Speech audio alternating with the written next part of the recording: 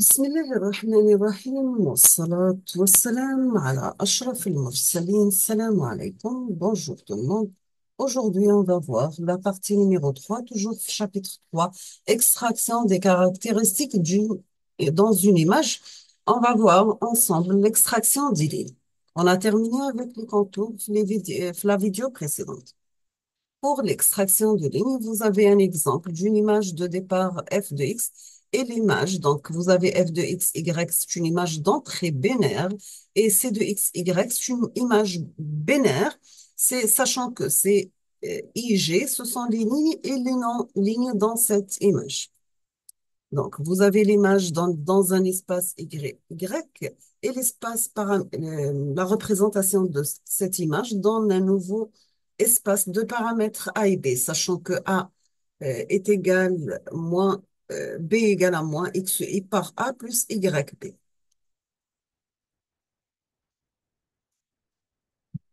Donc, on va voir comme transformation de l'image, c'est la transformée de route. Donc, ici, la représentation de l'espace image de coordonnées x, y, ici, l'espace paramètre θ et ρ.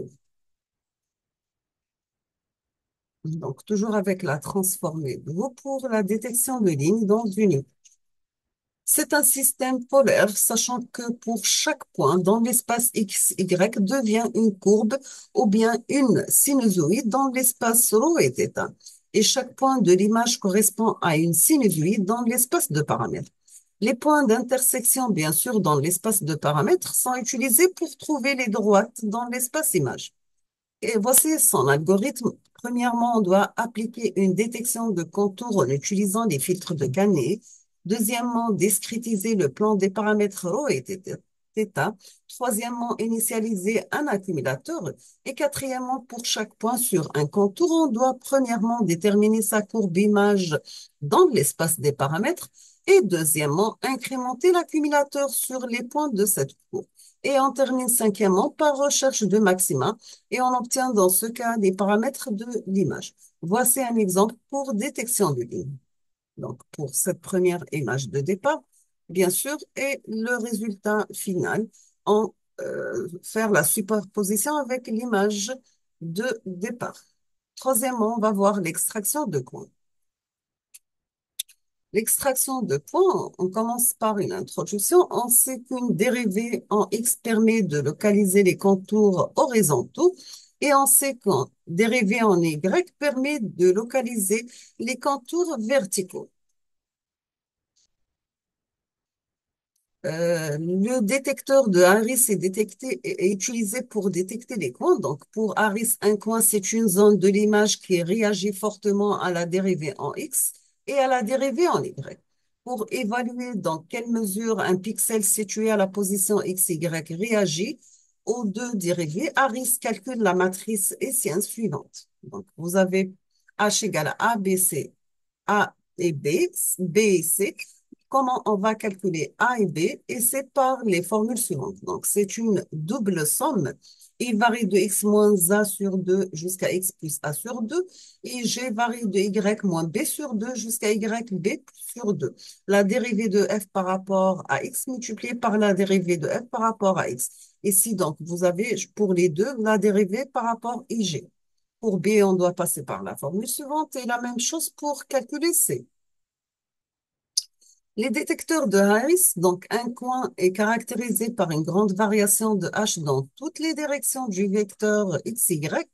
Si on va analyser les valeurs propres de H, cette caractérisation peut être exprimée de la manière suivante.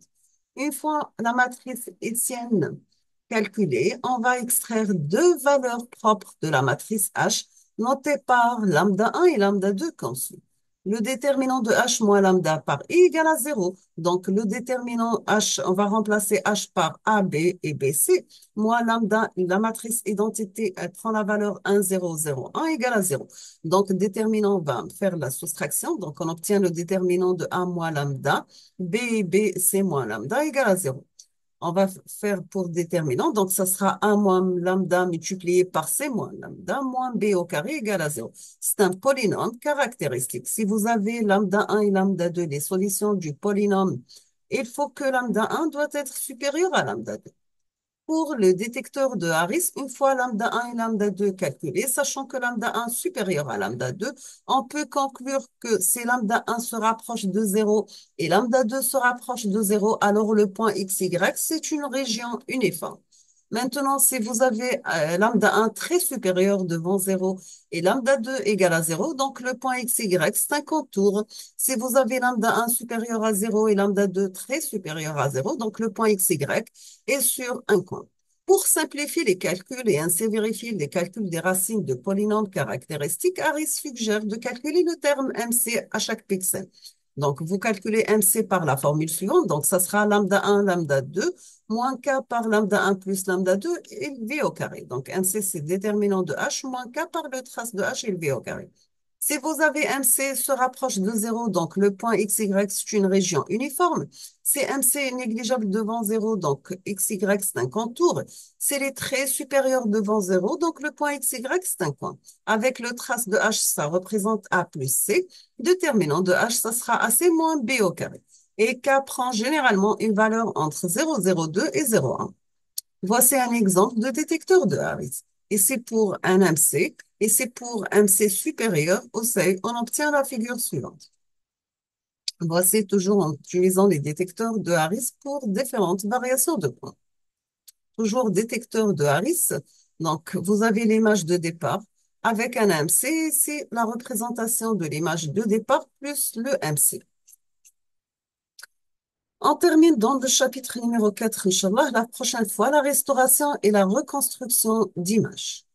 Nous sommes arrivés à la fin de cette vidéo et voici quelques références bibliographiques, bien sûr, si vous êtes intéressés. On va terminer dans la prochaine vidéo, Inch'Allah, on va voir la restauration et comment faire la reconstruction d'une image. Je vous remercie infiniment pour votre attention. Comme toujours, n'hésitez pas si vous avez des questions et à la prochaine vidéo, Inch'Allah. Merci.